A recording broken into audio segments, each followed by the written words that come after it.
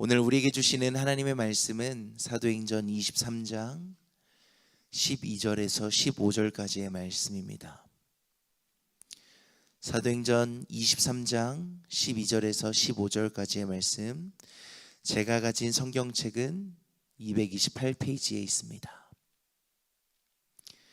다 찾으셨는 줄로 믿고 한 목소리로 함께 봉독하도록 하겠습니다. 날이 새매 유대인들이 당을 지어 맹세하되 바울을 죽이기 전에는 먹지도 아니하고 마시지도 아니하겠다 하고 이같이 동맹한 자가 40여 명이더라. 대제사장들과 장로들에게 가서 말하되 우리가 바울을 죽이기 전에는 아무것도 먹지 않기로 굳게 맹세하였으니 이제 너희는 그의 사실을 더 자세히 물어보려는 척하면서 공회와 함께 천부장에게 청하여 바울을 너희에게로 내려오게 하라. 우리는 그가 가까이 오기 전에 죽이기로 준비하였노라 하더니. 아멘. 속담 중에 하늘이 무너져도 솟아날 구멍이 있다라는 말이 있습니다. 말 그대로 하늘이 무너져 내리는 것 같은 절체절명의 상황 속에서도 문제를 해결할 수 있고 문제를 이겨낼 수 있는 길은 분명히 존재한다라는 겁니다. 우리는 문제를 만나면 부단히 노력합니다. 이겨내 보려고도 하고 극복해 보려고도 하고 그 문제보다 더 나은 상황을 만들기 위해서 우리는 부단히 애를 쓰고 노력합니다. 그런데 그게 우리의 마음처럼 쉽지 않을 때가 있습니다. 그럴 때 우리는 대부분 좌절합니다. 하늘이 무너졌는데 솟아날 구멍이 보이지가 않아서 현실의 문제 앞에서 내 자신이 작고 초라하게 느껴져서 우리는 절망하기도 합니다. 그러나 그때 우리가 기억해야 하는 것이 있는데 바로 내 눈앞에 놓여져 있는 문제보다 우리의 하나님이 더 크신 분이라는 겁니다.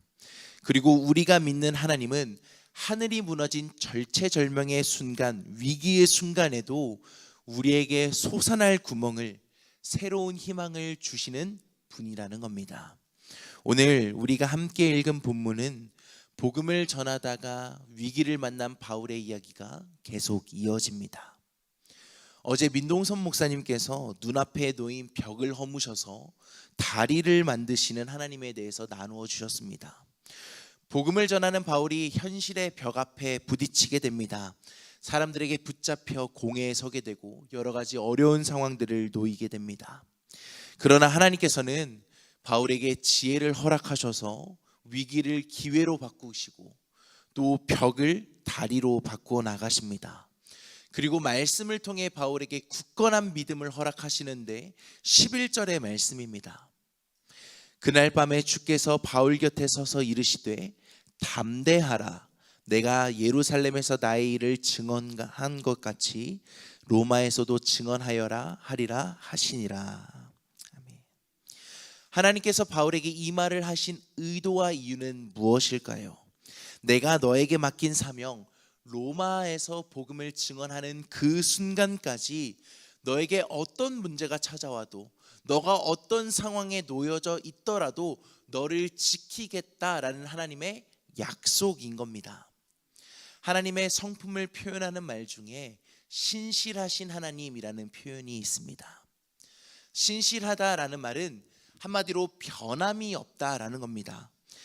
하나님께서 우리에게 하신 약속은 변함없이 그리고 반드시 우리에게 이루어지고 응답될 줄로 믿습니다.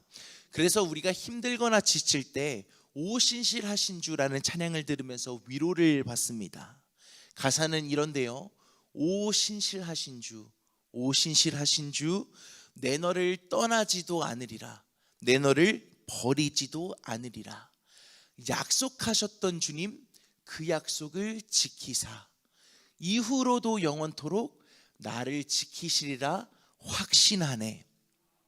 신실하신 하나님께서는 반드시 우리에게 하신 약속을 지키시고 이루시는 분이기 때문에 우리는 절망의 상황 속에서도 소망을 품으며 살아갈 수 있게 됩니다. 바울도 마찬가지였을 겁니다. 어려운 상황 속에서도, 현실의 벽에 부딪힌 그 상황 속에서도 하나님께서 하신 이 약속, 로마에서 복음을 전할 때까지 나를 지키신다라는 그 신실하신 하나님의 약속을 힘입어서 더욱 담대히 복음을 전할 수 있는 믿음과 하나님을 향한 온전한 신뢰가 생겼을 겁니다. 그런데 그렇다고 바울 앞에 놓인 어려움이 완전히 해결되거나 사라진 것은 아닙니다. 성경을 보니 하나님께서 바울에게 말씀하셨던 그 밤이 지나고 아침이 밝아오자 유대인들이 한 가지 결의를 합니다. 바울을 죽이기 전까지 먹지도 않고 마시지도 않겠다라는 겁니다. 오늘날의 단식 투쟁이라고도 볼 수 있겠죠. 음식을 먹지 않는다라는 것은 무엇을 의미합니까? 실패하면 내가 죽음이라도 불사하겠다라는 단호하고 굳은 의지를 담고 있는 겁니다. 뿐만 아니라 이들은 대제사장들과 장로들에게 협조를 요청해서 치밀하게 바울을 암살할 계획을 세웁니다. 어쩌면 바울이 지금까지 복음을 전하면서 받았던 고난들과는 격이 다른, 완전히 힘들어진 어려움이 펼쳐지게 되는 겁니다. 그런데 여기서 우리가 생각해 보아야 하는 것이 있습니다. 우리의 삶에도 동일하게 이런 문제가 일어난다라는 겁니다. 하나님께서 베푸신 은혜를 경험했는데도, 신실하신 하나님께서 나와 함께 하신다고 약속하셨는데도 불구하고 우리에게는 여전히 어려운 상황이 놓여질 때가 있습니다. 그때 우리는 어떻게 반응합니까? 대부분의 사람들은 하나님께서 하신 약속을 잊어버립니다. 지금 당장 내 눈앞에 있는 현실이, 내게 찾아온 이 어려움이 내 모든 생각과 내 모든 마음을 하나님께서 하신 약속을 잊어버리게 만들고 그것만 바라보게 만들기 때문입니다. 그래서 현실 앞에서 하나님께서 나와 함께 하시겠다고, 나를 지키시겠다고 하신 약속을 잊어버리고 우리는 현실을 바라보며 두려워하며 살아갑니다. 현실의 문제로, 내가 도저히 넘을 수 없을 것 같은 어려운 문제로 하늘이 무너져 내린 것 같은 그때에 우리가 기억해야 하는 것이 있습니다. 우리가 고백했던 것처럼 하나님은 신실한 분이라는 겁니다. 변함없으신 하나님, 약속을 이루시는 하나님께서 그러면 어떻게 바울을 이 문제를 이겨내게 하셨을까? 유대인들이 바울을 암살할 준비를 모두 끝내고 이제 실행을 앞두고 있는 그 순간, 바울의 생질, 다시 말해 바울의 여자 형제가 오빠인 바울을 죽이려고 한다라는 이야기를 듣게 됩니다. 그리고 그 이야기를 바울에게 전하고 그 이야기는 당시 최고 관료였던 천부장에게까지 전해지게 됩니다. 여기까지 놓고 봤을 때 바울의 암살 계획을 바울의 여자 형제가 듣게 된 것이 과연 우연일까요?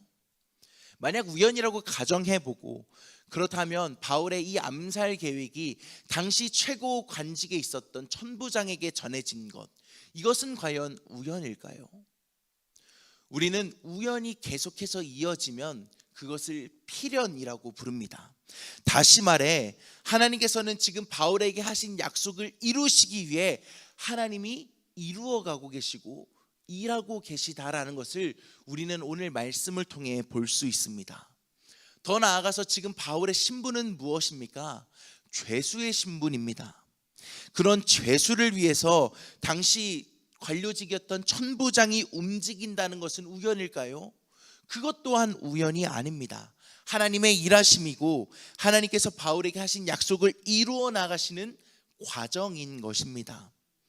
결국 오늘 우리가 함께 나눈 성경의 이야기, 위기 앞에 놓인 바울은 어떻게 됩니까?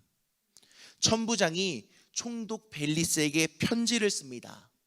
이 사람에게는 한 가지도 죽이거나 결박한 사유를 찾지 못했다라는 편지를 써서 총독 벨리스에게 보냅니다.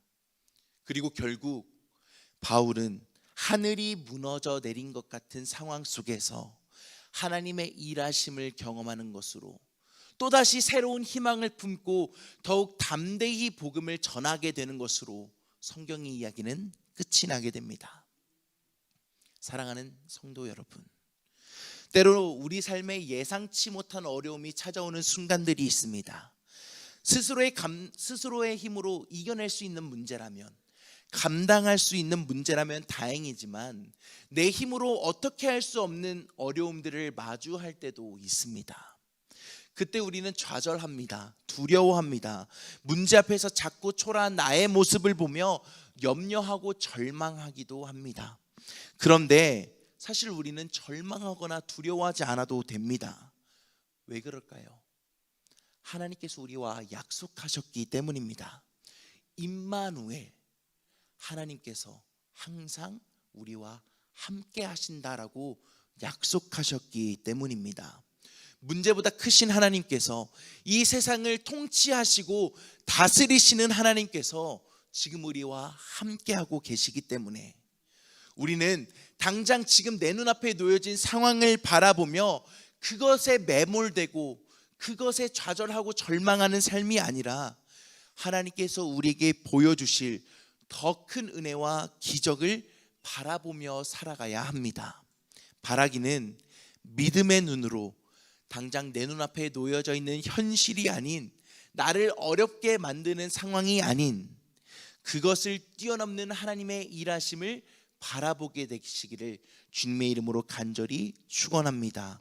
그때 오늘 바울에게 일어났던 하나님의 일하심이 우리의 삶에도 동일하게 임하게 될 줄 믿습니다. 오늘 하루 우리가 놓인 삶의 자리에서 변함없으시고 신실하신 그 하나님의 약속을 기억하며 임마누엘 하나님과 동행하며 놀라운 축복과 은혜가 여러분 삶에 펼쳐지는 아름다운 하루가 되시기를 주님의 이름으로 간절히 축복드립니다. 기도하겠습니다. 지금도 여전히 살아계셔서 우리의 삶에 동행하시는 임마누엘의 하나님, 우리는 인생을 살아가며 수도 없이 많은 어려움과 문제들을 만납니다. 그때마다 하나님께서 우리의 모든 순간 동행하시고 함께 하신다라는 것을 알면서도 현실 앞에서 염려하고 좌절하는 우리의 연약한 믿음을 돌아봅니다. 오늘 말씀을 통해 절망의 상황 속에서도, 스스로의 힘으로 도저히 이겨낼 수 없을 것 같은 문제 앞에서도 하나님은 변함없이 우리를 지켜주시고 보호하신다는 것을 다시 한번 기억하기를 원합니다. 그것을 기억하며 오늘 하루의 삶을 하나님의 손에 온전히 맡겨드리게 하여 주옵소서. 믿음의 눈으로 하나님의 일하심을 바라보게 하시고, 그 믿음의 눈으로 하나님을 바라보는 우리에게 하나님께서 허락하시는 놀라운 은혜와 축복으로 우리의 모든 삶이 형통하게 하여 주옵소서. 이 시간 여러 가지 기도의 제목을 가지고 나왔습니다. 간절한 마음의 소원과 기도의 제목을 하나님께 올려드린 우리의 모든 기도에 응답하여 주옵소서. 선하신 하나님의 뜻대로 이루어 주시고 가장 아름답고 온전한 그때에 우리의 상상보다 더 큰, 우리가 감히 생각지도 못할 하나님의 놀라운 응답의 역사로 갚아 주옵소서. 질병의 어려움과 경제적인 문제로 고통받고 있는 성도들의 마음을 지켜주시고 하나님의 따스한 손으로 감싸 안아 주셔서 삶의 하나님의 평강이 가득하게 하여 주옵소서. 오늘 하루도 하나님께서 우리와 함께 하시고 동행하시며 우리의 모든 걸음을 지켜주시기를 원하며 예수님의 이름으로 간절히 기도하옵나이다. 아멘.